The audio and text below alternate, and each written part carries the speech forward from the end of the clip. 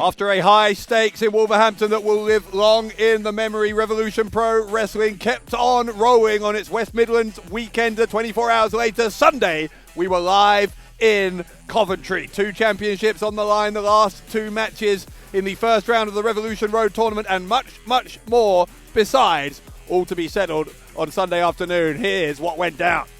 Fresh off his hard-fought title defence against one called Manders in Wolverhampton the previous night, Jay Joshua, the undisputed British heavyweight champion, was in action against Elvin Narayan of the Contenders, making his singles debut in Revolution Pro Wrestling. Joshua, though, then, with the Gotch pile driver, putting Narayan away. Jay Joshua celebrating a successful weekend, but then he was assaulted by a masked man who turned out to be Will Cruz. Cruz beat up on Jay Joshua, beat up on the Contenders as well, and then made his intentions clear. Cruz is coming after that undisputed British heavyweight championship.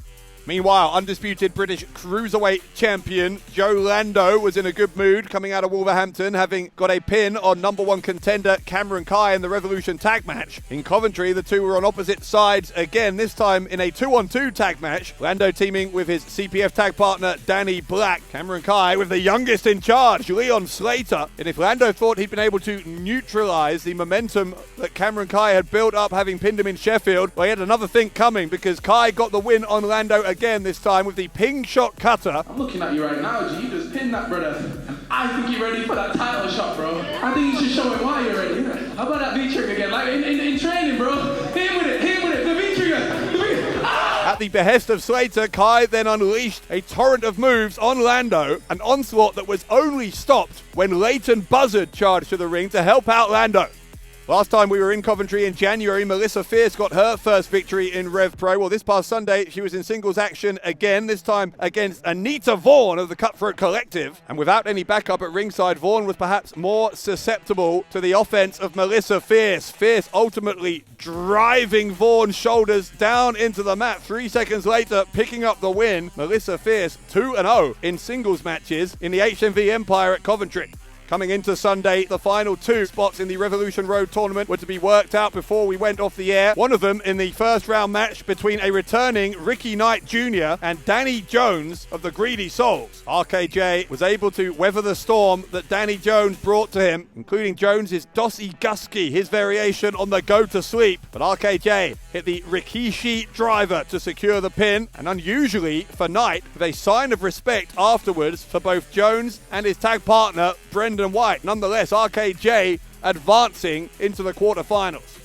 Lycos Gym were back in a RevPro ring for the first time since that loss to the Young Guns, which meant that they will no longer ever be able to challenge for the undisputed British tag team titles. They were, however, able to go toe-to-toe on Sunday with one of the best tag teams on the planet, the Gates of Agony. Ultimately, the Open the Gate. Enough for GOA to pick up the win in what was a thoroughly entertaining, hard-hitting tag team encounter.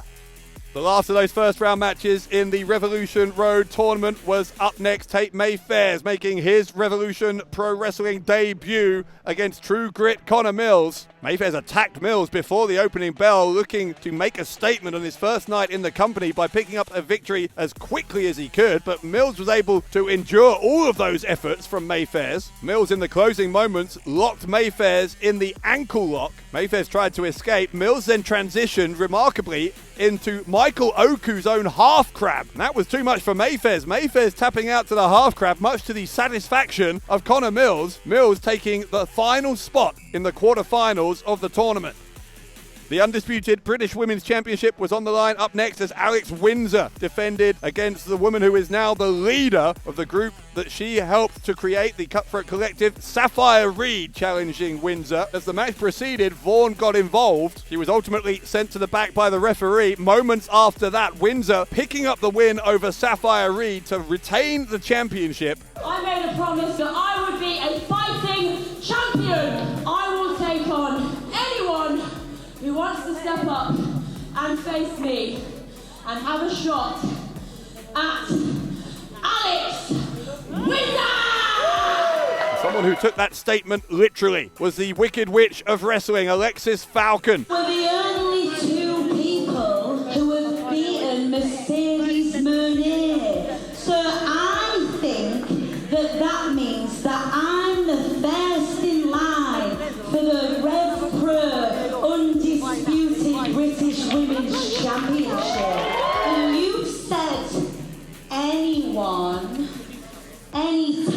well, I'm here, I'm in my gear, you're in yours. I'll even put my 2 new shiny little belts that I won from Mercedes Mooney last night on the line. Whoa. Unless, of course, Windsor means pussy. Windsor ended up being goaded into accepting the match, but having just been through a grueling title defense against Sapphire Reed, and shockingly, Alexis Falcon made short work of Alex Windsor, meaning that in 1 weekend, Alexis Falcon has won the Body Slam Scandinavian title, the Discovery Wrestling Women's Championship, and finally, in Coventry, the undisputed British Women's title. An unbelievable weekend for Alexis Falcon.